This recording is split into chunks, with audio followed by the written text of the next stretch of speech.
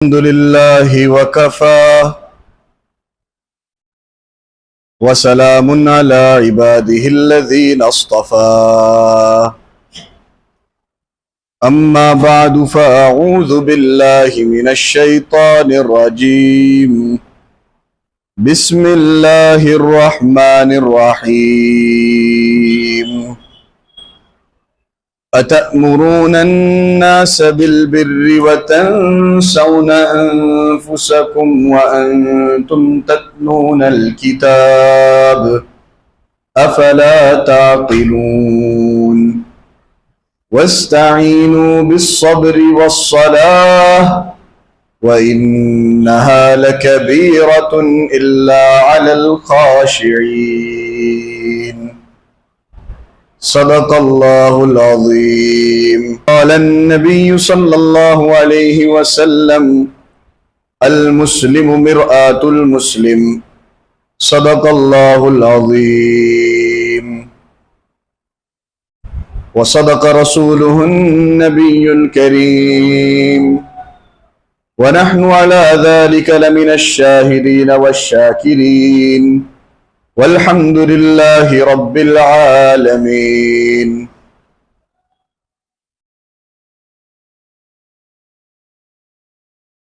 آپ حضرات کے سامنے جو آیت کریمہ تلاوت کی گئی ہے وہ سورہ بقرہ کی آیت ہے. اللہ تبارک و تعالی بنی اسرائیل کے بارے میں یہ فرماتے ہیں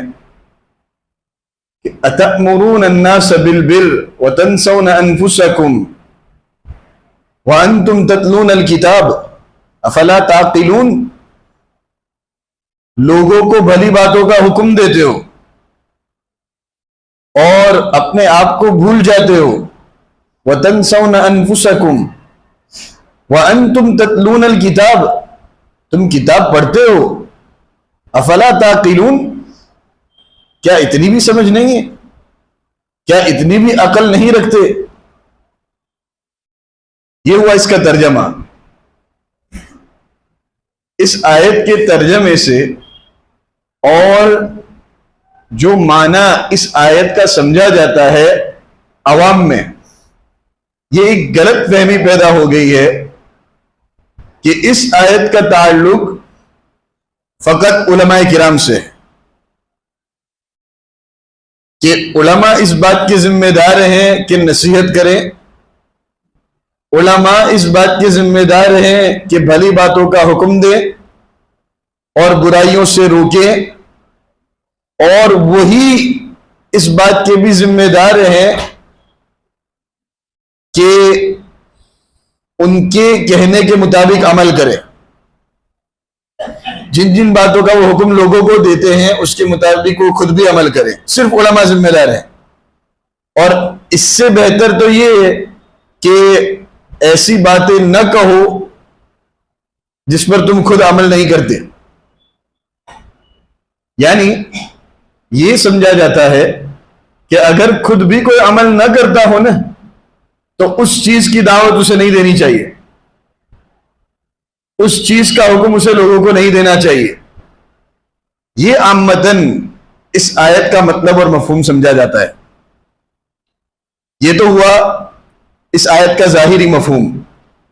گویا جاہل آدمی، جاہل سے مراد وہ جو علم دین سے نا واقف ہو، یعنی نہ تھوڑا بہت جانتا ہو، نہ علماء کی صحبت اختیار کرتا ہو، مسجد سے کوئی وابستگی نہ ہو، بالکل دور ہو دین سے، ایسا آدمی یوں سمجھتا ہے اور فخر کرتے ہوئے سمجھتا ہے کہ گویا میں اس وعید سے بری ہوں، میری کوئی ذمہ داری نہیں. اس معنی کر میں دیندار طبقے سے اور علماء والے طبقے سے فوقیت رکھتا ہوں، ان سے میں بڑھ کر ہوں، کہ کم سے کم میں ایسی باتیں تو نہیں کرتا جو میں کرتا نہیں. میں تو بالکل کھلی کتاب ہوں، دعوے کے ساتھ فخر کے ساتھ کہتا ہے کہ میرا تو عمل ہی اوندا ہے، میں تو کام ہی اوندا کرتا ہوں اور لوگوں کو میں کچھ کہتا بھی نہیں ہوں، تو میں بری ہوں. اس طرح کا مزاج بن گیا ہے بعض لوگوں کے اندر. تو یہ جاہل کا فخر کرنا، ناواقف شخص کا اس طرح فخر کرنا ایک بہت بری علامت ہے۔ اللہ تبارک و تعالی حفاظت فرمائے، اس سے ایمان بھی خطرے میں آ جاتا ہے۔ 3 لوگوں کے بارے میں حدیث پاک میں بیان کیا گیا ہے کہ ان کا فخر کرنا بہت برا ہے۔ یوں تو کسی کا بھی فخر کرنا برا ہے، یہ بات یاد رکھو۔ کسی کا بھی تکبر کرنا، گھمنڈ کرنا، بڑائی مارنا، ڈینگے مارنا، یہ برا ہے۔ لیکن 3 لوگوں کا بہت زیادہ برا ہے۔ اس میں سے پہلا شخص بادشاہ، کہ بادشاہ اگر جھوٹ بولتا ہے تو اس کا یہ جرم بہت زیادہ برا ہے۔ کیوں؟ اس لیے کہ بادشاہ کو ضرورت نہیں ہے جھوٹ بولنے کی۔ جھوٹ وہ آدمی بولتا ہے جو اپنا مقصد کسی سے حاصل کروانا چاہتا ہو اور اس سامنے والے سے وہ ڈرتا ہو، وہ خوف محسوس کرتا ہو کہ اگر میں یہ راستہ اختیار نہیں کروں گا تو میرا مقصد حاصل نہیں ہونے والا۔ ویسے جھوٹ سے تو مقصد کبھی بھی حاصل ہونے والا ہے ہی نہیں، لیکن اگر بادشاہ یہ سمجھ کر جھوٹ کی راہ اختیار کرے تو یہ بہت بری چیز ہے۔ اور اس بات پر علامت ہے کہ بادشاہ کا دل واقعتاً بہت زیادہ خباثت کے ساتھ بھرا ہوا ہے۔ اس کی طبیعت کے اندر، اس کے نفس کے اندر بہت زیادہ خباثت ہے۔ ایک وہ شخص۔ دوسرا، ایک برا آدمی جو زنا کا مرتکب ہو، اس کا جرم بھی بہت بڑا ہے، بہت ہی زیادہ گھناؤنا، اس لیے کہ قوت رہی نہیں ہے اور اس کے باوجود نامحرموں کی طرف نظر پڑ رہی ہے، طاقت نہیں ہے، اس کے باوجود اپنے خیالات کے گھوڑے دوڑا رہا ہے اور عورتوں کے حسن و جمال کی تصویریں اپنی ذہن میں کھینچتا چلا جا رہا ہے۔ اللہ تعالیٰ حفاظت فرمائے۔ یہ بھی ایک گناہ ہے۔ بزرگوں نے باقاعدہ صراحت کے ساتھ اس کو اپنی کتابوں میں لکھا ہے، جتنی صراحت کے ساتھ آپ حضرات کے سامنے میں بیان کر رہا ہوں۔ بزرگوں نے یہ لکھا ہے کہ کسی عورت کے حسن و جمال کی تصویر کھینچنا، ذہن میں عمدن جان بوجھ کر خیالات دوڑانا، یہ ایک گناہ ہے۔ غیر اختیاری خیالات پر پکڑ نہیں ہوتی، لیکن جان بوجھ کر جو خیالات لائے جائیں اس پر پکڑ ہوتی ہے۔ اب خیالات لانے والا بھی برا آدمی اور زنا کے اندر ارتکاب کرنے والا، زنا کا ارتکاب کرنے والا بھی برا آدمی، تو اس کا جرم نوجوان کے مقابلے میں بڑھ کر ہوا۔ نوجوان کا زنا بھی زنا ہے اور بہت برا گناہ ہے، تو اندازہ لگاؤ کہ بڑے شخص کا زنا کتنا برا ہوگا۔ تیسرا آدمی، ایک فقیر جو تکبر کرے اور گھمنڈ کرے، اس کا تکبر بہت زیادہ گھناؤنا اور برا ہے۔ کہ نارمل آدمی اور مالدار آدمی اگر تکبر کرتا ہے تو وہ تو برا ہے ہی۔ مال کوئی تکبر کرنے کی چیز نہیں ہے۔ مال ایسی چیز ہے جو کبھی ہمارا ساتھ نہیں دیتی اور زندگی کے ختم ہونے پر اس کا سلسلہ بھی ختم ہو جاتا ہے، بلکہ دوسروں کا ہو کر رہ جاتا ہے، میراث کے اندر تقسیم ہو جاتا ہے۔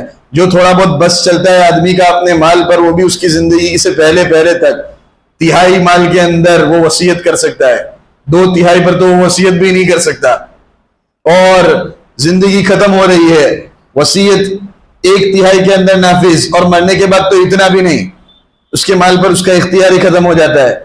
ایک ایسی فانی چیز، ختم ہونے والی چیز پر تکبر تو ہرگز مناسب نہیں۔ لیکن اگر فقیر تکبر کرے تو اور بھی زیادہ برا، کہ اس کے پاس تو کوئی سبب تھا بھی نہیں تکبر کرنے کا اور پھر بھی وہ گھمنڈ کر رہا ہے، بڑائی مار رہا ہے۔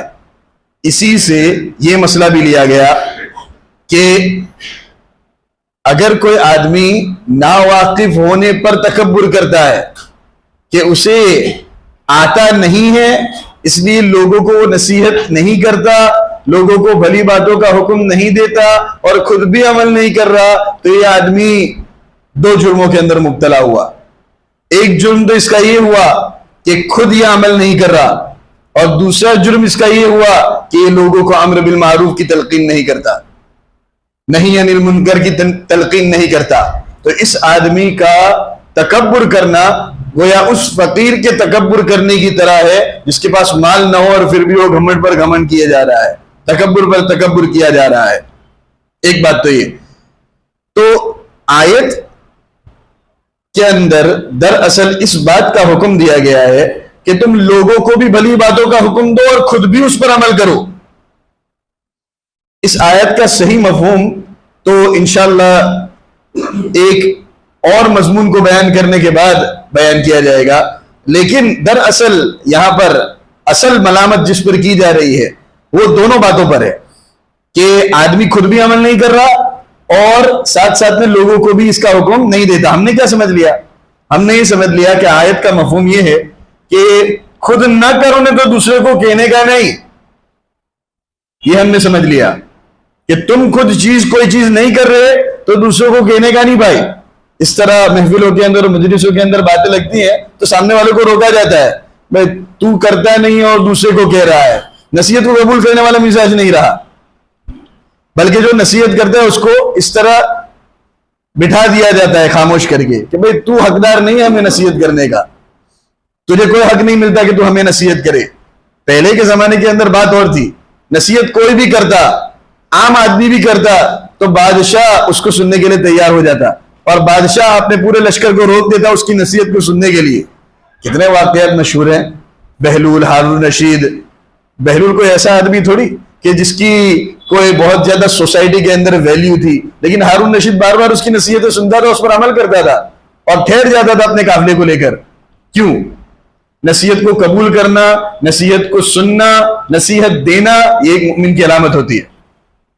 مومن نصیحت کرتا بھی ہے، مومن نصیحت سنتا بھی ہے، یہ نہیں دیکھتا کہ نصیحت کون کر رہا ہے، کس طرح کر رہا ہے، وہ نصیحت قبول کرتا ہے۔ ہاں یہ بات اور ہے کہ نصیحت کرنے کے بھی آداب ہوتے ہیں اور سمجھانے کے بھی آداب ہوتے ہیں، لیکن یہاں پر تو سننے والے کے متعلق بات چل رہی ہے۔ حضرت علی رضی اللہ تعالیٰ عنہ کا کہنا ہے غالباً، انظر الی ما قال لا الی من قال، انظر الی ما قال لا الی من قال، کہ جو بات کہی جا رہی ہے نا اس پر غور و فکر کرو، اس کو دیکھو، اس شخص کو نہ دیکھو جو نصیحت کرتا ہے، اس شخص کو نہ دیکھو جو تمہیں اچھی اور بھلی باتوں کا حکم دیتا ہے۔ بہرحال بات اس پر چل رہی تھی کہ مال کا تکبر بری چیز، مال نہ ہونے کے باوجود تکبر بری چیز، مال کوئی ایسی چیز نہیں جس پر تکبر کیا جائے۔ سوسائٹی کے اندر عزت اللہ تبارک و تعالیٰ نے دے رکھی ہے، اللہ تبارک و تعالیٰ نے ایک ریپیوٹیشن دے رکھی ہے، تو پھر اس پر گھمنڈ کرنے کی ضرورت نہیں ہے، اس لیے کہ یہ سب چیزیں اس وقت تک ہیں جب تک اللہ تبارک و تعالیٰ نے تمہارے ساتھ ستاری کا معاملہ فرما رکھا ہے۔ اللہ تعالیٰ چاہے تو یہ پردہ منٹوں کے اندر، سیکنڈ کے اندر اللہ تعالیٰ ختم کر سکتا ہے، اللہ تعالیٰ ہماری حفاظت فرمائے۔ اگر ایسا معاملہ ہوتا تو اللہ تعالیٰ ہمیں معاف کرے، کوئی ہمیں تھوکتا بھی نہیں، ہماری تو یہ حیثیت ہے۔ اس لیے یہ سب چیزیں گھمنڈ اور تکبر کی نہیں ہیں۔ اگر کوئی چیز گھمنڈ اور تکبر کی ہوتی، حالانکہ یہ بھی نہیں ہے، اگر کوئی چیز ہوتی تو علم ہوتا، کسی کے پاس علم ہے، اللہ تبارک و تعالیٰ نے نالج سے نواز رکھا ہے، تو گھمنڈ اور تکبر اگر کہیں جائز ہوتا تو یہاں ہوتا، لیکن یہاں پر بھی اجازت نہیں ہے۔ اندازہ لگاؤ، علم اتنی بڑی چیز ہے، اتنی فضیلت والی چیز ہے، آج لوگوں نے نالج حاصل کرنے کا بھی شوق اپنے اندر سے ختم کر لیا، اللہ تبارک و تعالیٰ سے قریب ہونے کا شوق بھی ختم کر لیا، حضور پاک صلی اللہ علیہ وسلم کی زندگی کے بارے میں جاننا بھی ختم کر لیا، وہ شوق اور جذبہ ہی نہیں رہا۔ نعرے لگانا ہے، آپ صلی اللہ علیہ وسلم کی محبت کے نعرے اچھی بات ہے، حضور پاک صلی اللہ علیہ وسلم سے محبت کا اظہار ہونا چاہیے، لیکن ساتھ ساتھ میں ان کی زندگی بھی تو پڑھو، آپ صلی اللہ علیہ وسلم نے اپنی زندگی کیسے گزاری، ان طریقوں کو اپنانے کی بھی تو کوشش کرو کہ آپ صلی اللہ علیہ وسلم نے اپنی زندگی میں کیا کیا کیا، سنتیں کیا تھی، میں بھی اس کو زندگی میں لانے کی کوشش کروں۔ کسی نے بھی یہ عزم اور ارادہ پختہ کیا کہ سنت سیکھتے ہی اس پر عمل کرنا شروع کر دوں گا، آپ صلی اللہ علیہ وسلم کی زندگی میں حضور نے اس طرح اس کام کو کیا تو میں بھی اب اس کام کو اسی طرح کروں گا، جس طرح حضور نے وضو کو انجام دیا میں بھی وضو کو اسی طرح انجام دوں گا، جس طرح حضور پاک صلی اللہ علیہ وسلم نے نماز پڑھی میں بھی نماز اسی طرح پڑھنے کی کوشش کروں گا، جو حضور پاک صلی اللہ علیہ وسلم کا معاملہ ازواج مطہرات کے ساتھ تھا، اپنی بیویوں کے ساتھ تھا، میں بھی وہ معاملہ اختیار کرنے کی کوشش کروں گا۔ کسی نے بھی اس طرح کا عزم کیا، ارادہ کیا، محبت کے دعوے دار بہت ہیں، دلیل پیش کرنے والے بہت کم ہیں، دعوے دار بہت ہیں لیکن دعوے کے ساتھ دلیل چاہیے۔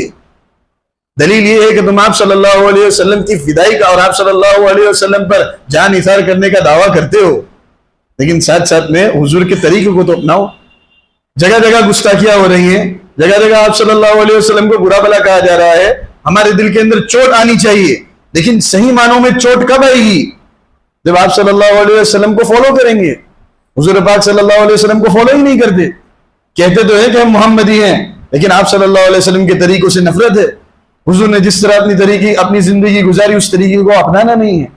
تو کہنے کا خلاصہ یہ کہ حضور نے جس طرح اپنی زندگی گزاری، خود بھی اس بات کے پابند بناؤ اپنے آپ کو کہ ہم بھی اسی طرح زندگی گزاریں گے.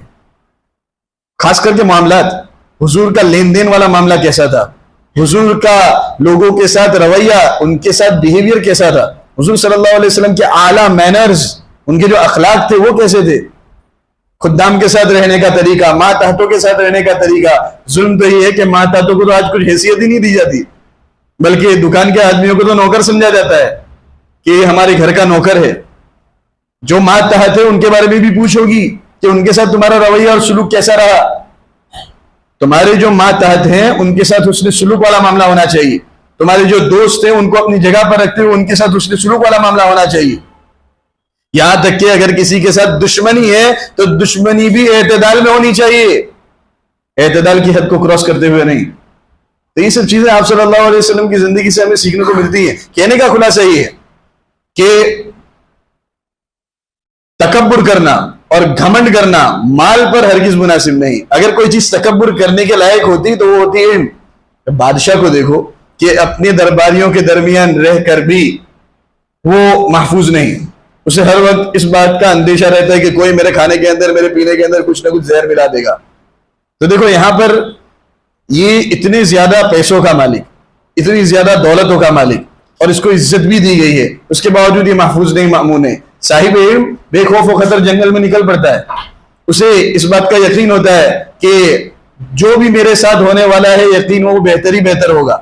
پروردگار میرا حفاظت کرنے والا ہے، پروردگار میری حفاظت کرے گا. عسیٰ ان تکرہوا شیئا وہو خیر لکم وعسیٰ ان تحبوا شیئا وہو شر لکم. اسے اس بات کا یقین ہوتا ہے کہ ہو سکتا ہے کہ کوئی چیز مجھے ناگوار گزرے لیکن حقیقت میں وہ میرے لیے بہتر ہو، اور یہ بھی ہو سکتا ہے کہ کوئی چیز مجھے اچھی لگ رہی ہو لیکن وہ میرے لیے نقصان دہ ہو. اس کے سامنے یہ آیت ہوتی ہے، وبشر الصابرین والی آیت اس کے سامنے ہوتی ہے. وبشر الصابرین الذین اذا اصابتهم مصیبہ قالوا انا للہ وانا الیہ راجعون. صبر کرنے والوں کو بشارت سنا دو، یہ وہ لوگ ہیں کہ جب انہیں کوئی مصیبت پہنچتی ہے تو یہ کہتے ہیں انا للہ وانا الیہ راجعون. کوئی بھی مصیبت، ہم نے اس کو خاص کر لیا ہے موت کی خبر کے ساتھ، کہ جب کوئی موت کی خبر آتی ہے، حالانکہ حدیث پاک میں آتا ہے کہ حضور پاک صلی اللہ علیہ وسلم کا چراغ ایک مرتبہ بجھ گیا، اس پر بھی حضور نے انا للہ وانا الیہ راجعون کہا. کوئی بھی مصیبت انا للہ وانا الیہ راجعون، یہ سنت نبوی ہے. گویا جو کچھ ہوگا اللہ تبارک و تعالیٰ کی معیت ہمارے ساتھ، اللہ تبارک و تعالیٰ ہمارے ساتھ ہے. اس بات کا خیال ایک عالم کو ہوتا ہے. تو اگر تکبر کہیں جائز ہوتا تو ایک عالم کے لیے ہوتا، لیکن اس کے لیے بھی جائز نہیں ہے، اس کے لیے بھی اجازت نہیں ہے. اندازہ لگاؤ یہ کتنی بری چیز ہے. اس کے باوجود ایک ناواقف اور جاہل آدمی، جاہل سے مراد میں سمجھا چکا، جاہل سے مراد وہ جو دین سے بالکل دور، جسے دین کی کچھ بھی سمجھ حاصل نہ ہو، جو علماء کے ساتھ اٹھتا بیٹھتا بھی نہ ہو، ایسا آدمی دین سے بالکل ناواقف، وہ اگر یوں سمجھے کہ اللہ تبارک و تعالیٰ اس آیت کے اندر اتأمرون الناس بالبر وتنسون انفسکم وانتم تتلون الکتاب میں مجھے خطاب نہیں کر رہے ہیں، میں اسے مستثنا ہوں، میں اس میں انکلوڈیڈ نہیں ہوں اس حکم کے اندر. یہ تو حکم علماء کے لیے، نصیحت کرنے والوں کے لیے. حالانکہ اس آیت کا مطلب کیا ہے کہ تم دوسروں کے عیبوں کو نہ دیکھو، اپنے آپ کو دیکھو. یہ ہے اس آیت کا صحیح مطلب، کہ دوسروں کے عیبوں پر نظر مت کرو، اپنے عیبوں کو دیکھو. ضرورت شرعی کے بغیر کسی کے عیب کو دیکھنا گناہ ہے. ضرورت شرعی کے بغیر کسی کے عیب کو دیکھنا گناہ ہے، اور عمل نہ کرنا بھی گناہ ہے. دونوں باتیں، خود کسی بات پر عمل نہ کرنا، نماز چھوڑے جا رہا ہے یہ بھی گناہ، جھوٹ بولے جا رہا ہے یہ بھی گناہ، شراب پی رہا ہے یہ بھی گناہ، جوا کھیل رہا ہے یہ بھی گناہ، اور دوسروں کو منکرات کو چھوڑنے کی تلقین نہیں کرتا یہ بھی گناہ، امر بالمعروف نہیں کرتا یہ بھی گناہ، نماز کی تلقین اپنے گھر والوں کو اور ماتحتوں کو نہیں کرتا یہ بھی گناہ. اس بات کا خیال رکھنا بہت زیادہ ضروری ہے. تو اپنی فکر کرنی ہے، لیکن ساتھ ساتھ میں امر بالمعروف کا فریضہ بھی انجام دینا ہے. سب سے پہلے اپنی فکر کرنی ہے. نگاہ عیب گیری سے جو دیکھا اہل عالم کو، کوئی کافر، کوئی فاسق، کوئی زندیق اکبر تھا، مگر جب ہو گیا دل احتساب نفس پر مائل، ہوا ثابت کہ ہر فرزند آدم مجھ سے بہتر تھا۔ اللہ اکبر، اللہ اکبر۔ المسلم مرآت المسلم، اصلاح کرنا اور نصیحت کرنا تو مسلمانوں کا کام ہے۔ ایک دوسرے کی مدد کرتے ہیں، ایک دوسرے کے ہاتھ کو پکڑ کر اس کو صحیح راستے پر لاتے ہیں، یہ مسلمانوں کا کام ہے۔ پہلے سے امت مسلمہ کی خصوصیت رہی ہے، کنتم خیر امت اخرجت للناس تأمرون بالمعروف وتنہون عن المنکر، تم بہترین امت ہو۔ کیوں؟ اللہ تعالیٰ نے وجہ بھی بیان کر دی، تأمرون الناس، تأمرون بالمعروف وتنہون عن المنکر، تم بھلی باتوں کا حکم دیتے ہو اور برائی سے روکتے ہو، اس لیے تم بہترین امت ہو۔ اس لیے آداب بھی بتائے جاتے ہیں کہ کسی کو نصیحت کرنی ہو تو اسے پبلک کے سامنے نہ نصیحت کیا جائے۔ امام شافعی رحمۃ اللہ علیہ فرماتے ہیں کہ نصیحت کرنی ہے تو اکیلے میں نصیحت کرو، پبلک اور مجمع کے سامنے نصیحت نہیں فضیحت ہے، نصیحت نہیں فضیحت ہے، گویا پبلک کے سامنے نصیحت نہیں، یعنی چار لوگوں کے درمیان اشاروں میں بھی اس کو مت کہو جس کو تمہیں سمجھانا مقصود ہے، بلکہ اس کے ساتھ تعلق قائم کرو اور اس کو اکیلے میں سمجھاؤ۔ ایسے لوگوں کو سمجھاؤ جن کی سرپرستی اوپر ہے، مثلا والد صاحب ہیں ان کو سمجھاؤ، جو بچہ ہے تو اس کے والد صاحب کو سمجھاؤ، جو اس کے استاد ہیں ان کو سمجھاؤ کہ اس طرح کا معاملہ ہے، یا خود پرسنلی اس کے ساتھ ایک تعلق قائم کر کے اس کو سمجھایا جائے۔ نصیحت بھی نرمی سے ہونی چاہیے، نرمی سے ہونی چاہیے، سختی کے ساتھ نہیں، ورنہ اگر سختی کا معاملہ کیا گیا تو ایسا امکان ہے کہ وہ آدمی پہلے سے زیادہ سرکش ہو جائے گا، پہلے سے زیادہ سرکش ہو جائے گا۔ اس لیے نصیحت کے آداب میں سے یہ ہے کہ نرمی سے نصیحت کی جائے، اور اسی طرح چار لوگوں کے درمیان نہ کی جائے، اور جو ہو اس کے سامنے کہا جائے، اس کے پیٹھ پیچھے نہ کہا جائے، اس کے پیٹھ پیچھے نہ کہا جائے، اس لیے کہ ایسا کرنے کے اندر گئے تھے امر بالمعروف کرنے اور ہو گئی غیبت۔ اس لیے لوگوں کو کہنے سے تو کوئی فائدہ نہیں نا، اس لیے کہ لوگ آج تو سننے سے کام چلاتے ہیں اور مزے لیتے ہیں، اس لیے لوگوں کو کہنے کا کوئی فائدہ بھی نہیں ہے۔ جو کہنا ہے اس کے سامنے کہنا ہے اور پیار و محبت کے ساتھ کہنا ہے، ایک بے تکلفی والا ماحول سامنے والے کے ساتھ قائم کرنا ہے، اور جب بے تکلفی والا معاملہ قائم ہو جائے تو پھر دھیرے دھیرے اس کو اس طرح نصیحت کرنی ہے کہ اسے ایسا لگے ہی نہیں کہ مجھے نصیحت ہو رہی ہے۔ یہ طریقہ ہے، یہ طریقہ ہے، اس کو ہاتھ پکڑ کر اس کو مسجد کی طرف لانا ہے، علماء کے ساتھ جوڑنا ہے، نیک لوگوں کی صحبت اختیار کروانی ہے۔ یہی مطلب ہے المرآت المسلم مرآت المسلم کا، ایک مسلمان ایک دوسرے مسلمان کے لیے آئینہ ہوتا ہے۔ کیا مطلب اس کا؟ ایک آئینہ سامنے والے کے عیب بھی بیان کرتا ہے، لیکن بالکل خاموشی کے ساتھ، وہ چیختا چلاتا نہیں ہے کہ تیرے چہرے پر یہ ہے، تیرے بالوں پر یہ ہے، تیرے کان پر یہ ہے، نہیں، بالکل خاموشی سے عیب بتاتا ہے۔ اور کمال کی بات ہے کہ جب سامنے ہوتا ہے نا تب عیب بتاتا ہے، چلا جاتا ہے تو عیب نہیں بتاتا۔ سیکھنے کی بات ہے۔ ایک حدیث کے اندر آپ صلی اللہ علیہ وسلم کے الفاظ، قربان جائے حضور پاک صلی اللہ علیہ وسلم پر، کہ الفاظ پر اگر کوئی غور کرے نا تو یہی نبوت کی سچی دلیل ہے، صرف الفاظ پر اور حدیث پاک پر غور کرنا۔ کیسی بلیغ تشبیہ دی گئی ہے، کتنی زوردار اور شاندار تشبیہ دی گئی ہے کہ ایک مسلمان ایک دوسرے مسلمان کے لیے آئینہ ہوتا ہے۔ عیب اسی وقت بیان کرتا ہے جب سامنے ہوتا ہے، شور نہیں کرتا اور دوسروں کو عیب بتاتا بھی نہیں، یہاں تک کہ دوسرے وہاں پر موجود ہونے تو بھی اسے بتاتا نہیں کہ سامنے والے کے اندر یہ عیب ہے اور تیرے اندر یہ عیب ہے۔ جس کو جو عیب بتانا ہو اسی کو پتا چلتا ہے۔ اللہ اکبر۔ اس لیے آئینے والی صفت اپناؤ، اپنے آپ کو سچا پکا محمدی بناؤ، اور ہرگز یہ نہ سمجھو کہ امر بالمعروف تو وہی شخص کرے جو عمل کرتا ہو، نہیں، ہاں دونوں چیزیں ضروری ہیں، عمل کرنا بھی ضروری اور لوگوں کو صحیح راستے پر لانا بھی ضروری، بلکہ دلالت النص سے یہ بات ثابت ہوتی ہے کہ آیت میں اس بات پر ملامت کی گئی ہے کہ تم لوگوں کو تو حکم کرتے ہو لیکن خود عمل نہیں کرتے۔ ایک بات کو چھوڑنے پر ملامت کی گئی، خود عمل نہیں کرتے، ورنہ لوگوں کو حکم تو کر رہا ہے۔ اندازہ لگاؤ اس شخص کے اوپر کتنی زیادہ ملامت ہے جو لوگوں کو حکم بھی نہیں کرتا اور عمل بھی نہیں کرتا۔ تو عقل مند کے لیے اشارہ کافی ہے۔ اللہ تبارک و تعالی ہمیں سمجھنے کی توفیق نصیب فرمائے۔ وآخر دعوانا